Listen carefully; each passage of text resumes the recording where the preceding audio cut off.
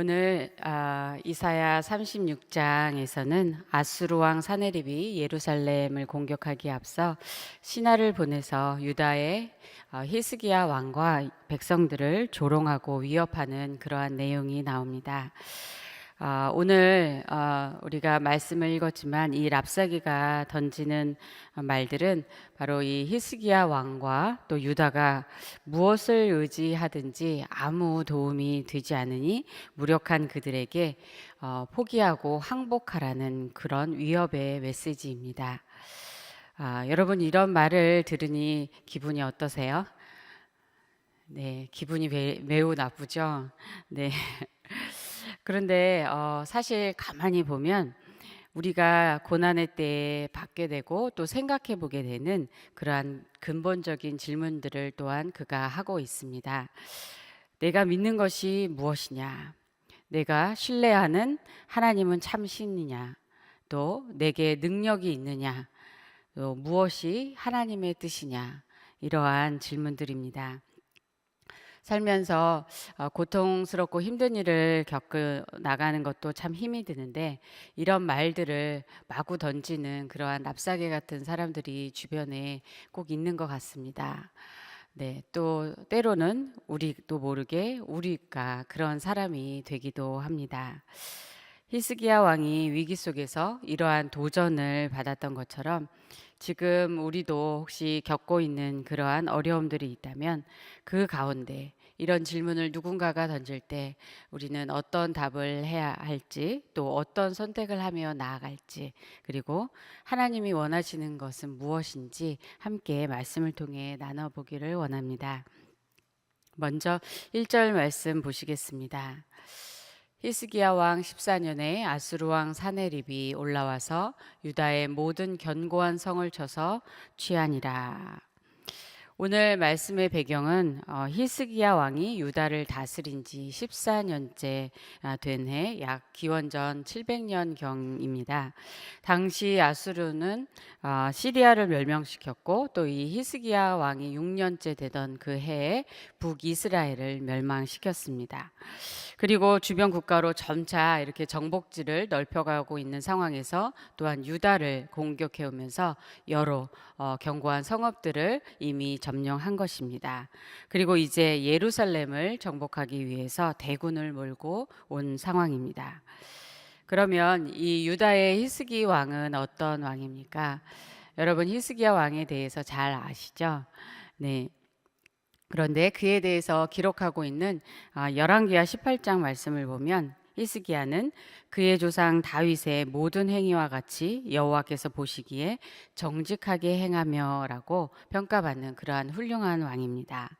그는 신앙과 산당 또 우상들을 제거하는 종교 계획을 단행하였고 오직 하나님을 의지하였고 또 하나님과 연합하여서 떠나지 않았고 또 하나님의 계명을 지켰다라고 그렇게 성경 말씀에서 기록하고 있습니다. 특히 18장 7절 말씀에서는 여호와께서 그와 함께 하심에 그가 어디를 가든지 형통하였더라. 저가 아수르 왕을 배반하고 섬기지 아니하였고라고 기록하고 있습니다. 하나님께서 함께 하심으로 어디를 가든지 형통하였다. 이러한 정말 축복을 받은 성경의 인물들이 몇 명이 있죠. 네, 특히 우리는 다윗을 생각하게 되는데요.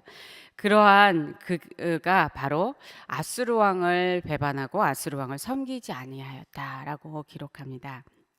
그렇게 하나님만을 온전히 의지하고 섬겼던 그 히스기야 왕이 다스린 지 14년째에 지금 아수리의 공격으로 아주 무너지는 그러한 절대 위기의 상황이 온 것입니다.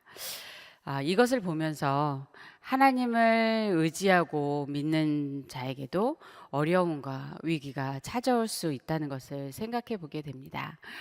인생에는 고난과 슬픔도 있고 또 기쁨과 즐거운 일도 함께 있는 것이죠.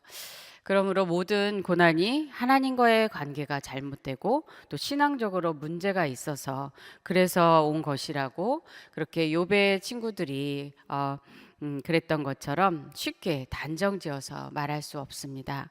하지만 또 하나님과의 관계가 멀어져 있어서 또 돌이키려는 목적으로 또 고난을 당할 수도 있습니다. 아, 그 이유를 우리가 알지 못하니 바로 고난은 인생의 비밀인 것 같습니다. 아무튼 인생의 이 어려움 앞에서 우리는 겸손할 수밖에 없는 것 같습니다. 그리고 그 고난의 때를 어떻게 그렇게 지나가야 하는지 그것이 더 중요하다는 생각을 해보게 되는데요. 오늘 이 랍세가 등장하기 이전에 이 열왕기하 18장 말씀에 그 앞에 일어났던 사건을 기록하고 있습니다. 이 위기 속에서 히스기야가 먼저 잘못 행했던 일들이 있는데요. 열왕기하 18장 13, 14절 말씀을 보면 히스기야 왕 제14년에 아수르의 왕 사네립이 올라와서 유다 모든 견고한 성읍들을 쳐서 점령하매. 오늘 말씀과 시작이 똑같죠. 그런데 유다의 왕 히스기야가 라기스로 사람을 보내어 아수르 왕에게 이르되 내가 범죄하였나이다. 나를 떠나 돌아가소서. 왕이 내게 지우시는 것을 내가 당하리이다 라고 하였습니다. 히스기야 왕이 위기 속에서 이 두려움 때문에 아수르 왕에게 내가 범죄하였다. 내가 잘못하였다. 라고 그렇게 전하는 것입니다. 그동안 아수르를 대적한 게 잘못하였다. 그렇다면 그 14년 동안 하나님만을 온전히 의지하면서 왔는데 그게 잘못된 것이라고 그렇게 말하는 것일까요? 히스기야 왕에 대한 기록 중에 열왕기하 18장 5절에 보면 히스기야가 이스라엘 하나님 여호와를 의지하였는데 그의 전후 유다 여러 왕 중에 그러한 자가 없었으니 라고 그렇게 말씀하는데 그 정도로 그렇게 하나님을 의지하였는데 이 큰 위기 속에서 그의 신앙이 흔들리고 있는 것을 우리는 보게 됩니다. 그러자 이 아수르 왕은 이 히스기야 왕에게 은 300달란트 또 금 30달란트를 달라고 하였고 히스기야는 그 성전과 왕궁 곳간에 있는 그 은을 다 꺼내어 주었고 또 하나님의 성전 문과 또 기둥들에 덮인 그 금을 다 벗겨서 그렇게 아수르 왕에게 보냈습니다. 참 수치스러운 그러한 일이었습니다. 성전의 모든 것들은 하나님을 위해서 구별된 것이었는데 이 위기를 모면하기 위해서 그러한 일을 하였던 것입니다. 그런데 문제는 여기서 끝나는 것이 아니죠. 유다가 잘못했다고 빌고 또 그렇게 은금을 보냈다고 그렇게 끝날 일이 원래 아니었던 것입니다. 그 다음에 이제 일어난 사건이 역대하 32장에 나오는데요. 히스기야 왕은 이제 아수르 왕의 공격에 대비해서 성 밖에 그 샘들을 막고 물을 성 안으로 끌어들이는 공사를 합니다. 그리하여서 이 기온샘에서부터 예루살렘 성 안에 있는 실로암까지 이렇게 연결되는 긴 수로를 만들었습니다. 예루살렘이 적에게 포기당해도 또 그렇게 물을 계속 공급받기 위한 것이었는데요. 이것이 바로 히스기야 터널이라고 불리는 그러한 수로입니다. 그리고 그는 힘을 내어서 무너진 성벽과 망대를 다시 보수하고 또 성문 광장에서 백성들에게 이렇게 말합니다. 너희는 마음을 강하게 하며 담대히 하고 아수르 왕과 그를 따르는 온 무리로 말미암아 두려워하지 말며 놀라지 말라. 우리와 함께 하시는 이가 그와 함께하는 자보다 크니 반드시 우리를 도우시고 우리를 대신하여 싸우리라 하며 이렇게 백성들에게 히스기야는 그 말로 안심하게 합니다. 그 다음에 이제 오늘 말씀이 이어지는 사건이 나오는 것입니다. 아수르 왕은 이제 라기스에서 신하들을 보내서 히스기야 왕에게 메시지를 전합니다. 본문에 오늘 2, 3절 말씀을 보시면 아수르 왕은 랍사게를 예루살렘으로 보내는데 대군을 거느리고 가게 했습니다. 눈에 보이는 이 수많은 군사로 위협하고 또 두렵게 그렇게 하는 것입니다. 그것만으로 볼 때 히스기야 왕은 죽음을 맞이하거나 아니면 항복하고 또 그렇게 포로로 잡혀갈 수밖에 없는 절망적인 상황입니다. 거기다가 아수르 왕의 이 메시지를 전하는 이 랍사게가 얼마나 말을 잘하는지 아주 담대하게 이스라엘 히스기야 왕에게 말을 전하고 있습니다. 이 랍사게의 뜻을 찾아보니 이것은 어떤 이름이 아니라 관직명을 말합니다. 영어로는 필드 커맨더라고 그렇게 되어 있는데요. 원래 의미는 이제 술 따르는 관원들의 수장으로서 이는 왕의 비서 역할을 하는 외교관 중에서 최고위직을 말합니다. 그러한 외교관이 그는 말이 아주 능수능란한 것입니다. 그러한 그를 유다의 이제 주요 관직에 있는 세 명의 대신들이 나가서 맞이합니다. 그런데 오늘 말씀에서 보면 랍사게가 서서 이 말하는 곳이 윗못 수도곁 세탁자의 밭 큰 길입니다.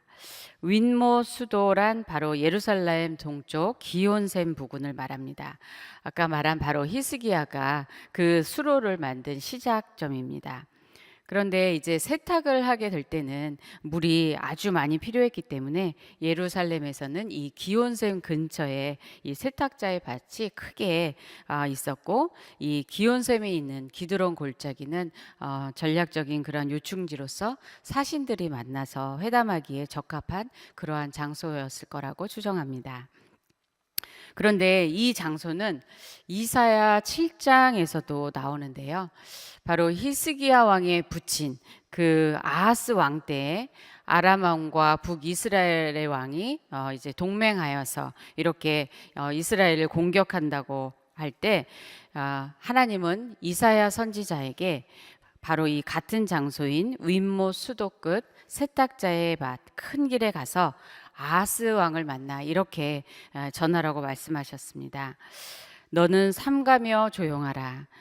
이들은 연기나는 두 부직갱이 그루터기에 불과하니 두려워하지 말며 낙심하지 말라.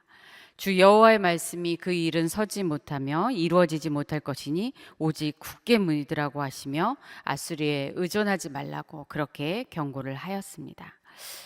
하나님을 온전히 신뢰하라는 그 하나님의 말씀이 선포되었던 그 장소에서 지금 아수르 왕의 랍사게가 하나님을 신뢰하는 유다를 비웃으며 공격하는 것입니다. 이제 4절에서 7절까지에서는 랍사게가 아수르 왕의 그 말을 전하는데요. 랍사게는 이제 히스기야에게 말하라. 대왕 아수르 왕이 이같이 말씀하시기를이라고 시작합니다. 이 랍사게가 이 유다를 얼마나 무시하는지 히스기야에게는 왕이라는 말도 붙이지 않고 있습니다. 그리고 아수르 왕 앞에는 대왕이다라는 말을 그렇게 쓰는데요. 원래 사실은 이렇게 말을 하면 안 되죠. 그런데 지금은 유다 왕을 완전히 무시하는 것입니다. 그리고 묻습니다. 내가 믿는 바, 그 믿는 것이 무엇이냐?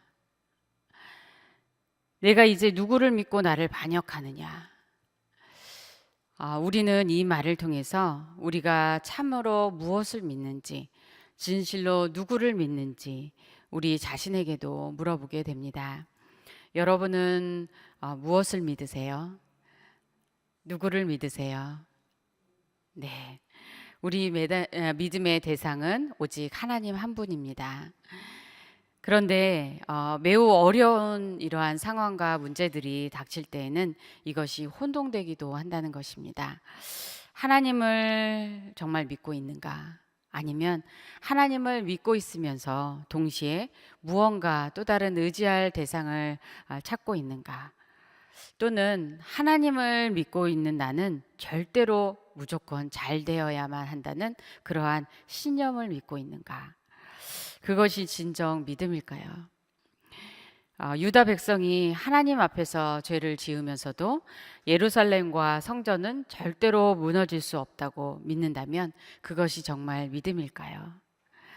누구를 위한 믿음일까요? 여러 질문들을 자꾸 하게 되는데요. 하나님을 믿는다고 하면서도 거기에도 얼마나 우리의 이기적인 그러한 자아중심적인 믿음을 갖고 있는지 생각해 보게 됩니다. 우리를 위해서 믿는 게 믿음이 아니라 하나님을 하나님으로서 믿는 게 믿음입니다. 우리가 때로 고통당할 수도 있고 어려울 수도 있지만 여전히 하나님은 하나님이신 줄 믿습니다. 그런데 우리가 믿는 그 하나님이 우리를 사랑하시는 참 좋으신 그런 하나님이셔서 우리에게 은혜를 베푸시고 우리를 도우시는 줄 믿습니다. 이것이 바로 되지 않으면 우리는 자신을 위해서 믿고 싶은 그 대상을 찾아다니는 그런 일들을 하게 됩니다. 그래서 하나님을 믿어도 또 앞으로 어떻게 될지 궁금해서 또 점집에도 찾아다니거나 또 성경 말씀을 읽다가도 또 누군가 이렇게 하나님의 뜻을 잘 안다, 환상을 본다라는 사람이 있으면 또 그 사람을 쫓아다니거나 이런 일들을 한다는 것입니다. 또는 자기가 원하는 것들이 이루어지지 않을 때 하나님이 살아계시지 않는 것 같다고 의심하고 또 어떤 사람들은 의심을 넘어서 분노하기까지 합니다. 하나님에 대해서 이러한 분노가 있다면 그것은 우리가 우리 중심적인 그러한 신앙의 모습일 것입니다. 하나님은 지금도 살아계시며 영원한 하나님이십니다. 우리의 믿음이 진실로 순전한 그러한 믿음이 되기를 간절히 원합니다. 위기 속에서 더욱 하나님이 어떤 분이신지 깨닫고 알아가며 신뢰하는 그런 믿음의 사람이 되기를 소원합니다. 랍사게는 이제 유다가 믿고 의지하는 것을 비웃으며 네 가지 측면에서 말합니다. 첫째는 애굽을 믿는 것을 지적합니다. 6절 말씀, 보라 내가 애굽을 믿는도다. 그것은 상한 갈대 지팡이와 같은 것이라. 사람이 그것을 의지하면 손이 찔리리니 애굽 왕 바로는 그를 믿는 모든 자에게 이와 같으니라. 애굽과의 전쟁에서 승리한 이 압수르의 입장에서 애굽은 상한 갈대 지팡이와 같은 그러한 존재입니다. 그런 애굽을 유다는 의지하고 맹약을 맺었습니다. 사실 이사야 선지자도 애굽을 의지하지 말라고 계속 하나님의 말씀을 전했습니다. 랍사게는 너희가 의지하는 이 애굽이 오히려 손을 찌를 것이라고 말하는데 이사야 선지자도 애굽이 오히려 너희의 수치가 되고 수욕이 될 것이며 그의 도움은 헛되고 무익하다고 그렇게 말했습니다. 이사야 31장에서 도움을 구하러 애굽으로 내려가는 자들은 화 있을진저 애굽은 사람이요 신이 아니며 그들의 말들은 육체요 영이 아니라 여호와께서 그의 손을 펴시면 돕는 자도 넘어지며 도움을 받는 자도 엎드러져서 다 함께 멸망하리라. 이렇게 말씀하셨죠. 우리가 믿고 의지하는 것이 헛된 것은 아닌지 돌아보면 좋겠습니다. 그리고 그러한 것은 결국 우리에게 화가 된다는 그러한 교훈을 우리가 받는 것입니다. 둘째, 랍사게는 7절에서 유다가 하나님을 신뢰하는 것도 조롱합니다. 이사야는 애굽을 의지하지 말고 오직 하나님만을 의지하도록 인도하지만 이 대적은 애굽을 믿는 것도 헛된 것이라고 하지만 하나님을 믿는 것도 헛된 것이라고 공격합니다. 이것이 하나님의 선지자 이사야와 대적이 다른 점이죠. 그리고 하나님만을 온전히 경배하기 위해서 히스기야 왕이 이 산당과 제단을 제하해버리고 이 예루살렘에서만 그렇게 예배하도록 계약한 것이 무의미한 것으로 그렇게 비웃고 있습니다. 자기들이 정복한 그 땅의 신들이 그 땅을 지켜주지 못했던 것처럼 바로 유다 성읍들을 이제 거의 다 점령해 왔으니 이 하나님을 다른 이방 신들과 같이 그렇게 폄하하는 것입니다. 그가 히스기야와 유다 백성을 향해 이렇게 말한 것이지만 이것은 만군의 여호와 하나님의 이름을 모욕하는 것입니다. 이사야 37장 23절에서 하나님은 이 랍사게의 말에 대해서 내가 회방하며 능욕한 것은 누구에게냐? 내가 소리를 높이며 눈을 높이 들어 향한 것은 누구에게냐? 곧 이스라엘의 거룩하신 이에게니라 라고 그렇게 말씀하시며 아수르를 심판하실 것이고 그리고 이 사네립 왕이 죽게 될 것을 말씀하십니다. 그리고 하나님의 말씀은 그대로 이루어집니다. 세 번째 랍사게는 이제 8절 9절에서 유다의 군대가 얼마나 무능력한지 그렇게 조롱합니다. 내가 만약 이 유다에게 말 2,000피를 주어도 그것을 탈 자조차 하나도 없을 것이다. 그리고 너희 유다 온 군대가 나와서 싸워도 바로 아수르의 극히 작은 총도 그 한 사람도 물리칠 수 없을 것이다. 그리고 그 앞에서는 너희가 계략과 용맹이 있어도 그것은 다 말뿐이다, 헛된 말이다 라고 그렇게 완전 이렇게 무시하는 말들을 합니다. 눈에 보이는 이 힘의 싸움에서 보면 유다 군대는 이 막강한 아수르를 이길 수 있는 능력이 전혀 없습니다. 대적의 전략은 바로 현실을 보라고 그렇게 하면서 전쟁보다 이 두려움과 절망으로 포기하라고 그렇게 유도하는 것입니다. 대적 사탄 또한 우리에게 싸움을 걸기보다 우리가 포기하기를 더 원합니다. 이 부분에 관해서 어떤 주석책을 보니 사단이 우리를 포기하도록 만드는 그러한 이유가 세 가지가 있다고 하는데요. 첫째는 싸움을 하게 되면 우리가 혹시 이길 확률도 있기 때문입니다. 그런데 우리가 포기하면 우리가 100% 지는 게 되는 거죠. 둘째는 우리가 이기든지 지든지 싸움을 통해서 우리가 하나님께 더 가까이 나갈 수 있기 때문이라는 것입니다. 또 세 번째는 싸움 가운데 그 가운데 하나님이 일하시는데 그가 하시는 그 일이 우리와 그것을 보는 사람들에게 축복이 될 수 있기 때문인 것입니다. 그래서 전쟁을 하기도 전에 포기하도록, 절망하도록, 낙담하도록 그렇게 하는 것이 사단이 우리를 공격하는 방법이라는 것입니다. 우리도 실제 살아가면서 이 삶의 전쟁터에서 연약한 우리 자신을 보면서 낙담할 때가 있습니다. 그러므로 마음을 지키는 것이 가장 중요합니다. 이사야 26장 3절 말씀에 주께서 심지가 견고한 자를 평강하고 평강하도록 지키시리니 이는 그가 주를 신뢰함이니이다.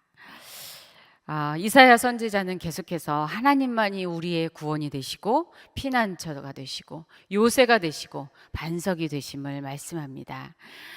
바로 어제 본문의 이사야 35장 3, 4절 말씀을 보면 너희는 약한 손을 강하게 하며 떨리는 무릎을 굳게 하며 겁내는 자들에게 이르기를 굳세어라 두려워하지 말라 보라 너희 하나님이 오사 보복하시며 갚아주실 것이라 하나님이 오사 너희를 구하시리라 하고 하라라고 말씀합니다.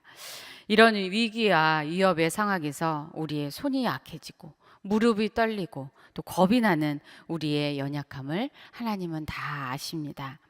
그러나 하나님은 굳세고 두려워하지 말고 우리에게 용기와 힘을 주시는 그러한 하나님이신 줄 믿습니다. 아무리 해도 안 될 때, 내 힘으로는 안 될 때, 그때 우리는 우리에게 하나님이 있음을 기억하기 원합니다. 하나님께 구하십시오. 하나님께서 도우시고 하나님께서 은혜를 베풀어 주실 줄 믿습니다. 하나님을 전심으로 찾는 자에게 하나님은 은혜를 베푸시는 좋으신 하나님이십니다. 하나님께서 구원과 승리를 약속하셨으니 그렇게 행하실 전능하신 하나님을 바라보며 우리는 날마다 하나님에게서 힘을 얻고 승리하는 우리 모두가 되기를 소원하고 축복합니다. 네 번째, 랍사게는 유다를 멸하는 것이 하나님의 뜻이라고 말하면서 조롱합니다. 10절 말씀 보시겠습니다. 내가 이제 올라와서 이 땅을 멸하는 것이 여호와의 뜻이 없음이겠느냐. 여호와께서 내게 이르시기를 올라가 그 땅을 쳐서 멸하라 하셨느니라 하느니라. 이것이 사실입니까? 거짓입니까? 거짓이죠. 하나님의 뜻을 빙자해서 말하는 것이 우리의 믿음을 흔드는 대적의 전략입니다. 자기가 행하는 그 악한 것을 하나님의 뜻이라고 그렇게 말하는 악한 자들이 얼마나 많습니까? 또한 사단의 공격도 그러합니다. 그러므로 하나님의 뜻을 분별하는 것이 우리에게 정말 중요한 것입니다. 그러면 우리가 하나님의 뜻을 분별하고 믿음으로 굳게 서기 위해서는 무엇이 필요합니까? 먼저는 하나님을 아는 지식이 있어야 합니다. 하나님이 어떤 분이신지 알아야 합니다. 사실 이스라엘 백성보다 하나님을 알지 못하는 그 랍사게가, 그 아수르 왕이 자기가 하나님의 뜻을 대로 하고 있다고 그렇게 말하는 것이 얼마나 오만하고 교만한 일입니까? 우리는 날마다 말씀을 통해서 하나님을 성품을 알고 하나님의 마음을 알고 그로부터 행하시는 하나님의 일들을 알고 그분의 능력을 알고 또 우리를 향한 그분의 계획과 뜻을 알아가는 것이 필요합니다. 에베소서 4장 13, 14절 말씀을 보면 우리가 다 하나님의 아들을 믿는 것과 아는 일에 하나가 되어 온전한 사람을 이루어 그리스도의 장성한 분량이 충만한 데까지 이르리니 이는 우리가 이제부터 어린아이가 되지 아니하여 사람의 속임수와 간사한 유혹에 빠져 온갖 교훈의 풍조에 밀려 요동하지 않게 하려 함이라. 예수 그리스도를 믿는 것에서 시작한 우리의 이 신앙은 믿는 것과 아는 것이 하나가 되어 성장하게 되는 것입니다.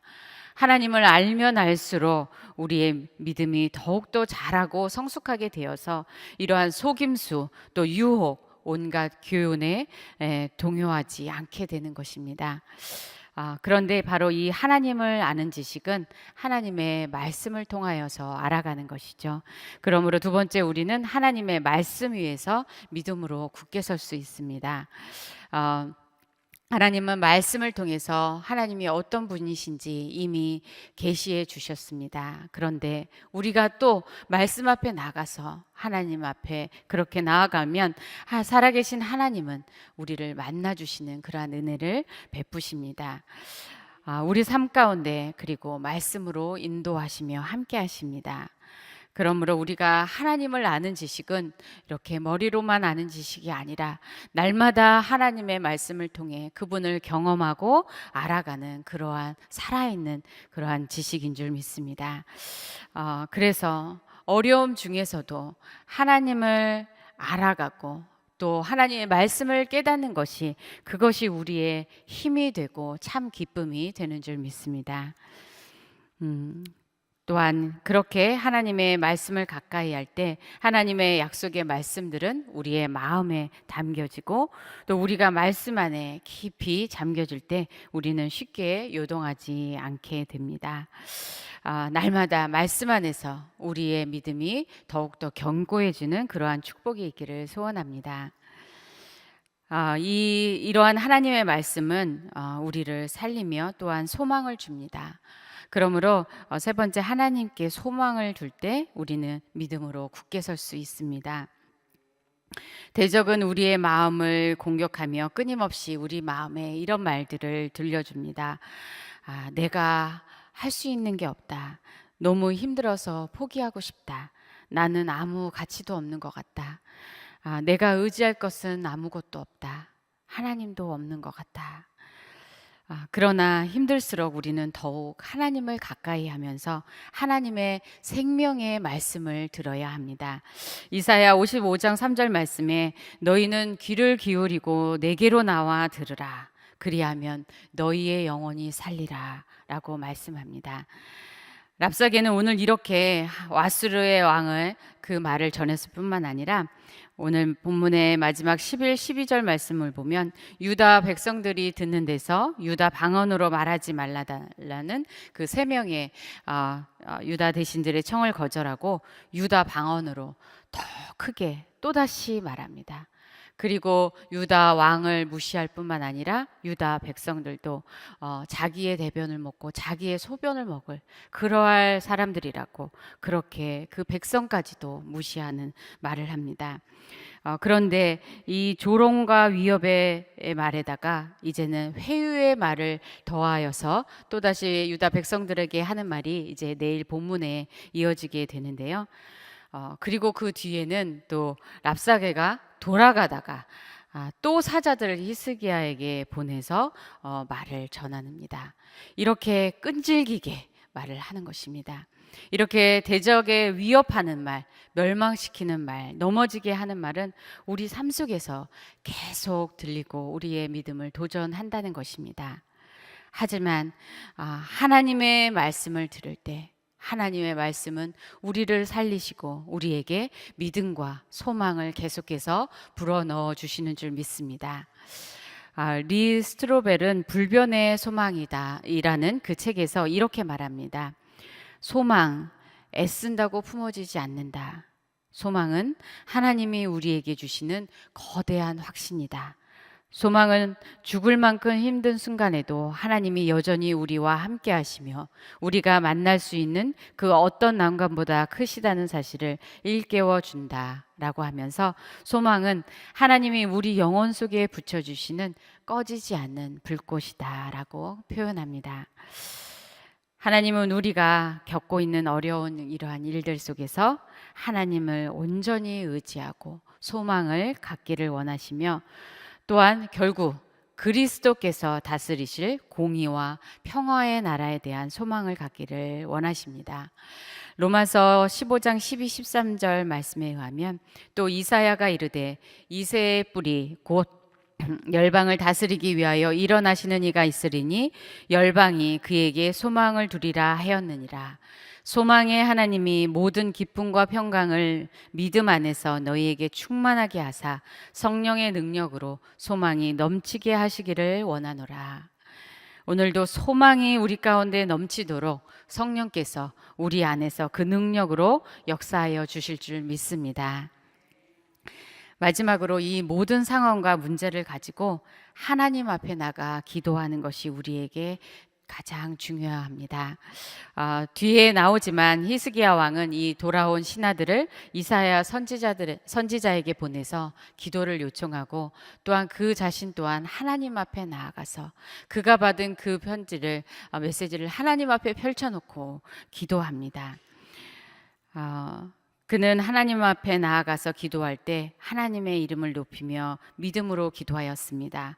이사야 37장 20절 말씀에 우리 하나님 여호와여 이제 우리를 그의 손에서 구원하사 천하 만국이 주만이 여호와이신 줄을 알게 하옵소서.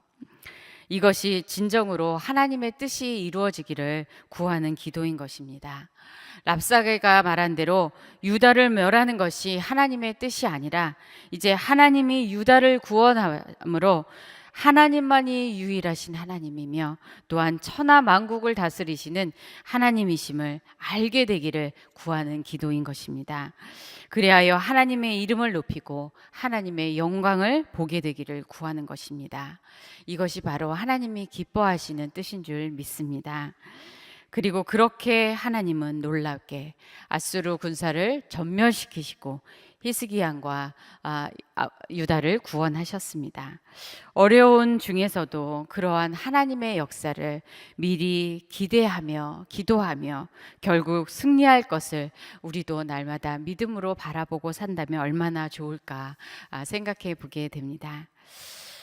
우리가 살아가면서 고통스럽고 힘든 시기들을 지날 때 그리고 절망하고 혹시 낙심할 때 하나님은 그 상황 속에서도 우리를 붙들어 주시고 지켜 주신 줄 믿습니다.